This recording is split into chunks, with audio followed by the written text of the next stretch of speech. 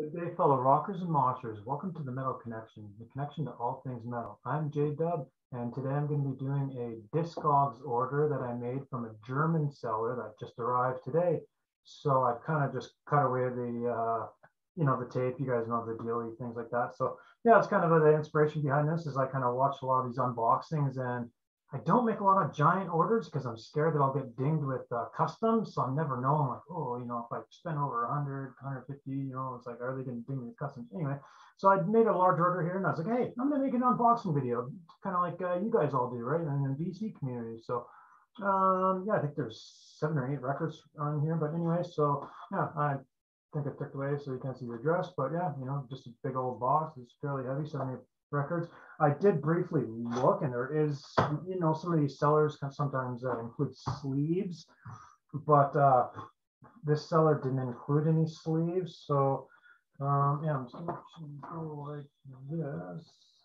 There we go. The seller didn't include any sleeves, unfortunately, but I'll deal with it. So as you can see, there's some boxes unboxed in here. So first up, we got a Cheetah, and I believe this is 78, no, 1981. I know it is a gatefold. So Cheetah here, as you can see, we got dual female vocalists. It's not heavy metal. 1981, hard rock, AOR sort of stuff. Again, I just got all this stuff, so I'm not going to be professionals on all of it. Some of it I may be familiar with, but this is actually really cool. It's probably the first time I've ever actually seen this. So that's really cool. The 2 vocalists there, they're really profiling there. It's like the band's not even showing really. They're showing obviously, well, the drummer's showing, but yeah, that's cool stuff. So I kind of did briefly give this a couple previews and I was like, oh, it's good enough for me. I'm a sucker for female vocalists. So female vocalist, rock category, hard rock category, sold. Not that wasn't the main reason. Just yeah, you'll definitely see some other main reasons. Here's a cool one. I'm not super familiar with, but got Underdogs. Again, I'm not even sure where they're from. Maybe German, somewhere in Europe somewhere. What we got here for year 1982. So got some hard rockish heavy metal. Yeah, I can assume it's some hard rockish heavy metal, borderline that sort of stuff, hard and heavy sort of stuff. Underdog. I think it's just underdog, like self-titled underdog. So that's cool title. They probably could have used a little bit more of a angrier dog, or maybe a couple to get across that really mean image. That dog actually looks pretty happy. That dog looks a little too happy for this photo. All right, but I'm sure it's great music. And, well, I went to bought it because I would have gave it a little preview on YouTube, but nah, that's good, right? This is a cool one you guys are familiar with. Sammy Hagar with HSAS. So we got, I don't know if I can read this through the video, but Hagar, Sean Aronson, and Shreve. I can't remember all their first names, but a couple of these guys were in other bands, but obviously Sammy Hagar there. And I believe this is the very last thing Sammy Hagar recorded right before he joined Van Halen. So that's really cool. So he was definitely kind of in like this really hard rock, really borderline heavy metal zone right before Van Halen picked him up. So really cool stuff. And I'm sure some people in the DC are very familiar with this record. So I'm glad to get my hands on it and kind of start playing it and being familiar with it. That's cool stuff here. I'm gonna know a little bit of information on this one. Black and Blue. We got the guy from Kiss. What the heck is his name here? Tommy Thayer there. Later joined Kiss. So Black and Blue was his band before he joined Kiss. Hard rock, heavy metal stuff, borderline that stuff. Some Geffen Records. What year was this one? This wasn't their first or second album. It might have actually been their second album. It's not showing the year on the back, and I'm not gonna. I think it was 86, 87. Well, this might have been 89 even actually. It's definitely late 80s. I just forget the year. Black and Blue, I think, did have 3 or 4 albums. So there actually is quite a bit to dig in with Black and Blue actually. So I'll be looking to get more Black and Blue. So that's actually cool stuff. I'm sure the cover could use a little bit of work. I still like it I still like the cover, even though it could use some work. And yeah, I'm just seeing this as I was gonna toss it away and go to the next one here. Gene Simmons, produced by Gene Simmons there. So it's always see how they got to know each other there. And I'm pretty pumped about this one. I'm gonna draw some blanks with this one, but we got Bomb Disneyland. Bomb Disneyland later had to change their name because they would have got sued by Disneyland. They changed their name. They can grab it from here. No, but anyway, they later had to change the name to Bomb Everything. And I have Bomb Everything on CD, so I've been like itching to get, like, you know, when you get an artist, you want to either go back or forward, either way, and just get some more, right? So I was like, okay, well, I want to go get their first album. And I was like, okay, the first one's a little harder to get. I have to get it on LP. You can't get it on CD. And then the whole Disneyland thing. So it is not just like something you get for $5-10. It is something you kind of gotta keep your eye out for, and depending on where you are, shipping, all those things factor in and all that kind of stuff. But anyway, there's something on the back they had to censor anyway. You can actually, I'm actually first time ever seeing this in person, so this is actually really cool too. So I kind of knew something was going on, but it's actually cool to actually kind of feel it and see it. But anyway, you guys can see the difference between the LP and the sticker. So there's a sticker there. Apparently this one got printed. There's something on the back that would have offended Disneyland even more. I think just showing actually, well, they're kind of showing Disneyland blowing up in characterization fantasy like thing. That's an illustration, as I'm trying to say. So I don't actually know. I should probably look into it. But anyway, they started sticking stickers on it, so to cover the offensive photo that they're covering. Again, I wish I knew what they were covering. I knew about this when I looked into it. I didn't know what they're actually. It never revealed what photo, the reasoning. Yeah, I just don't know what actually is underneath there, to be honest. But yeah, cool stuff. Happy to have that. Really great shape on this. So it's virtually brand new from 1989. Yeah, virtually brand new at that point. I really wasn't looking to score this at all. You guys can probably see. Yeah, you guys can see. You can see on the camera. I really wasn't looking to score Destiny, as it's not one of the greater Saxon albums. It wouldn't make my top 10. It probably wouldn't even make my top 15. It's a decent, actually, Saxon album. It's not that bad. I know the first song is very. People back in the day would hear the first song and they just turned right off. They're like, no, Saxon's gone glam, boo. But, you know, when you do get going with the album, it starts to get a little bit heavier as we get going on, and then starts to become basically a normal Saxon album at that point. So it is a decent Saxon album in general.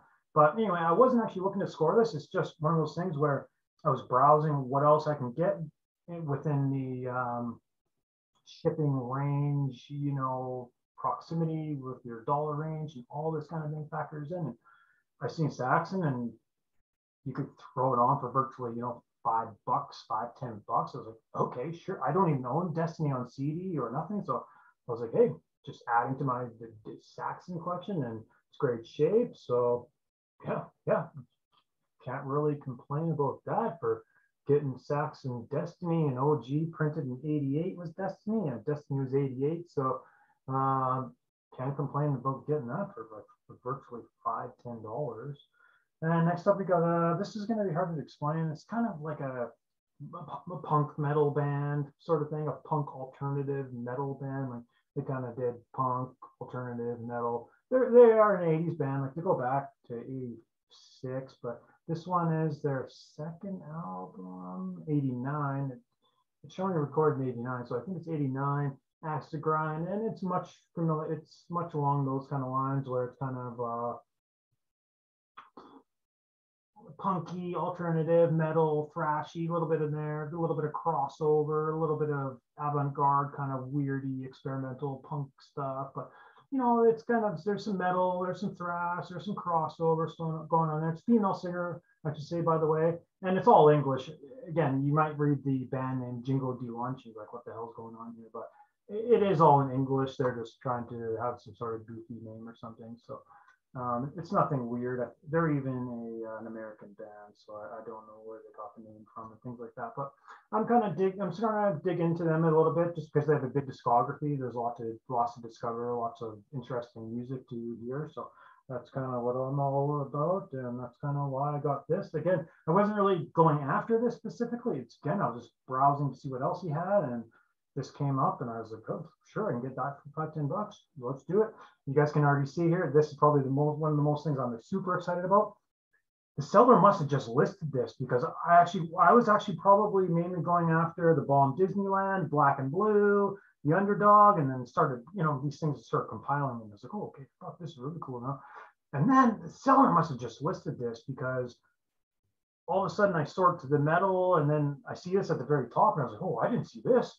Oh my God, I've been after this for a couple of years now for sure. I wanted the CD version, but just because I thought the CD version would always just come up cheaper. And then anyway, the seller had this, listed it for just cheap, 10-15 bucks sort of thing. And I was just like, oh my, that just sealed the deal. As soon as I seen this, it just sealed the deal that, okay, I need to complete this order. I need to just do whatever I can to make this thing happen because I want this harder attack. Oh, this is cool. So you guys can probably see, anyway, members of Nuclear Assault, produced by Glenn Evans. So much like the CIA project. So Nuclear Assault, some of the guys did the drummer went and did CIA. And then and then Glenn Evans must have came by and did his own little side thing, Harder Attack. So it's much, again, if you're a Nuclear Assault fan, it's going to be right up your alley. It's actually much harder, heavier. It's a little bit more of a it's just a little bit more edgier, I'd say, than Nuclear Assault. Like it's a little more or less of a fun vibe. Like Nuclear Assault kind of has like a fun party vibe at times, and this is just a little bit more serious with it. So that's kind of where they are from what I remember. I don't think I've ever really listened to this in full. I kind of just listened to a few songs here and there just to get myself familiar and get myself jazzed up about trying to find it and locate it. And I found it, I located it, and here it is. Fucking cool. And it's in like just perfect mint shape. So that's obviously a great bonus. Actually, all these records were actually pretty great shit. So there we go. Well, other than bringing them all up and fucking getting my dirty fingerprints on there, I don't like doing that. So there we are. We got a cool unboxing. Actually, I got more too. Good thing I didn't crush and end it. I got a bunch of CDs too. I grabbed that I've been recently getting too. Again, I just grabbed some kind of name stuff that you guys would be interested in. So, so I was able to get some Alegi Metal Mind reissues for $10. And I was like, oh, it hit me. I was like, fuck, I need to buy these before they disappear for $10. These Metal Mind reissues. Anytime you get these Metal Mind reissues cheap, you just gotta get those things. So Alegi, 90s prog metal band, really cool stuff. Oh, Supremacy, their second album. This is a band where you might listen to it the first time, like, okay, I don't really hear what's so special about them, but then you listen to it a second time, and then it's like, boom, okay, it's like it hits you. It's like, okay, they're like almost like Queensryche, but maybe a little bit more like kind of Queensryche, but like progressive-y with a little bit of Iron Maiden mixed in. Really cool stuff. I've always been after this. Fucking super pumped to get this. The Attacker Soul Taker. I'm gonna pump this right as soon as I'm done this video. Actually, I just got this today as well.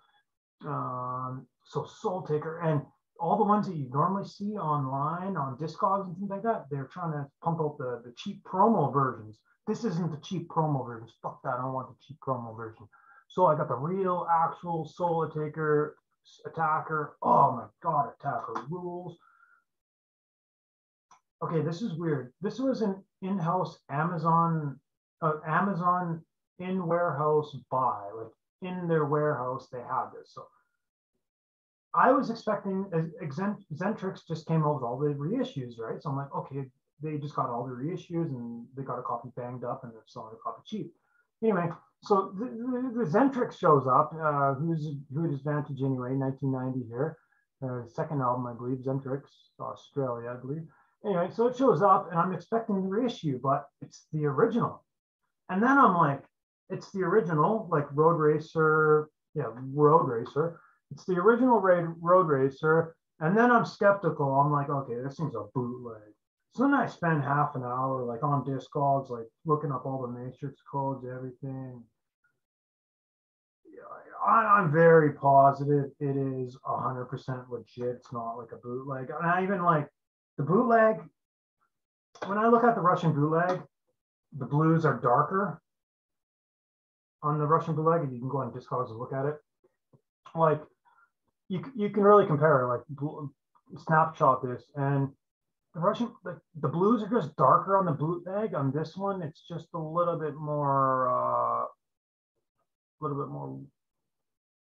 like it's there's a certain blue patch. There's a dark blue patch right here. That's it. But on the bootleg, like up here, it's a little bit more bluey and things like that. But anyway, I'm very positive this is 100% legit, OG, original.